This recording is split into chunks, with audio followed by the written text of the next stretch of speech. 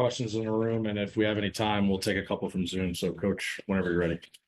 Um, yeah, my opening statement is just going to be um, just really thank Coach Hamilton for all he's done for our profession.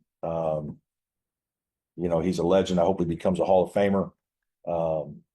He's just done so much for so many, certainly for a lot of Black coaches growing up. He's been a mentor and a leader. I've had the good fortune of competing against his teams every year twice, and I've seen some of their great Florida State teams over the years. He does an unbelievable job. Probably doesn't get enough credit for the way he recruits to his style and their style of play throughout the course of his career. It's very unique. It's obviously been highly successful. I just have a ton of respect for him over the years. Obviously, I've been in the league 15. He's been with me the whole time, more like I've been with him. And so we've been in a lot of different settings together. And he's a consummate professional and gentleman. And I'm just, want to make sure that I start the day with that. So the game was great for us. We played very, very well. Shot the ball well, took care of the ball. I thought, played one of our better games of the season. We're really worried Florida State coming off a great win at Wake Forest. You don't win up there very often. They played an incredible last 10, 12 minutes and can be very dangerous. And today they didn't shoot the ball as well, both from the free throw line and on the perimeter. And I'm hopeful that maybe some of our defense had something to do with that. I'm just going to follow up on Coach Hamilton.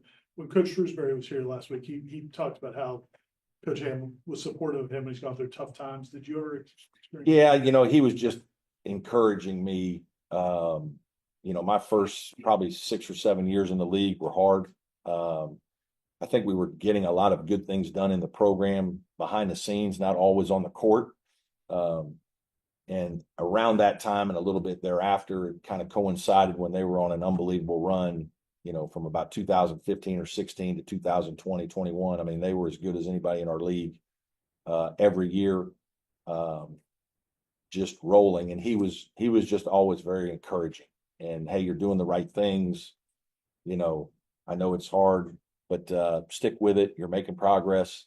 And, I was very thankful of that. And when you play somebody who's as good as they were at that time, and he's doing those kinds of things, it was very kind of him to be very supportive. It seems like you're kind of at a place with Clemson now that maybe Florida State was in that 20 to 16 to 2021 timeframe.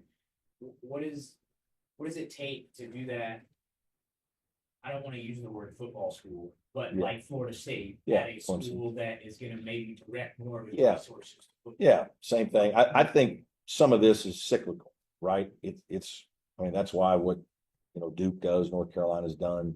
I mean, when you're the standard bearer every year, it's pretty incredible. Now, certainly some schools have more resources and all those things and devote to it, like Clemson football. We're the same. And obviously what Dabo's done is remarkable at our school. But most of the schools you're battling most years, and you find really good pockets of 3 and 4 year periods if you're lucky as a coach, where you ride a couple of really good players, build on that momentum, and you put together 4, 5, 6 years of really high level play, maybe above your norm, right? And hopefully we're in that point right now, and we're raising our level. And that's, certainly that's what Leonard has done here, is he's raised the level.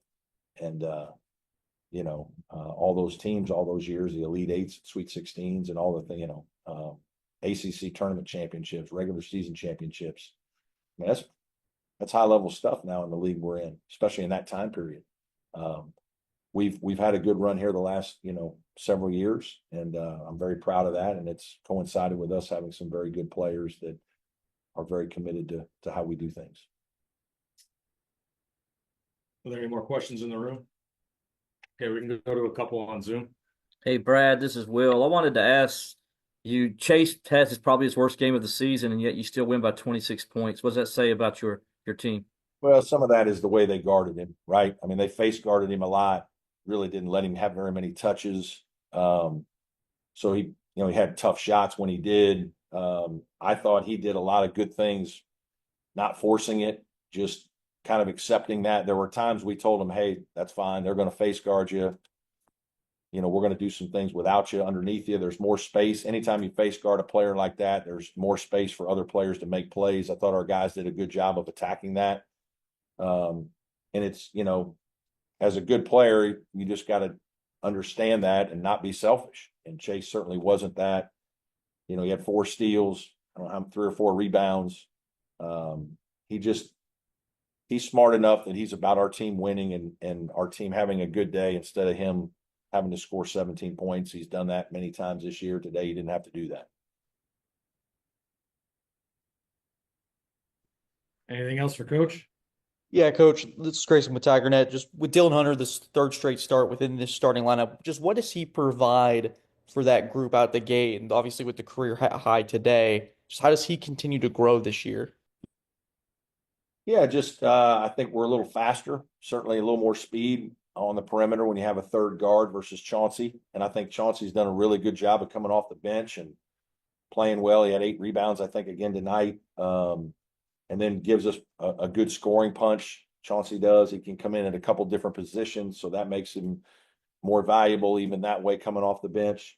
But, Dylan's a confident player. Our staff has seen his growth from his freshman year to his junior year, and obviously we saw a lot of progress this summer with his shooting. So we knew that, hey, he's going to shoot the ball at a high level this year. We felt that. And certainly have encouraged him to stay aggressive. He made a couple again today, 2 or 3 today, I think maybe 3. So I don't think we're surprised by it at all. And it's been a good move for us right now. Hey, Coach, this is Darian Carter with the Greenville News. On the flagrant 1 foul towards the end of the game with Chase Hunter, I guess, what did you see from your perspective?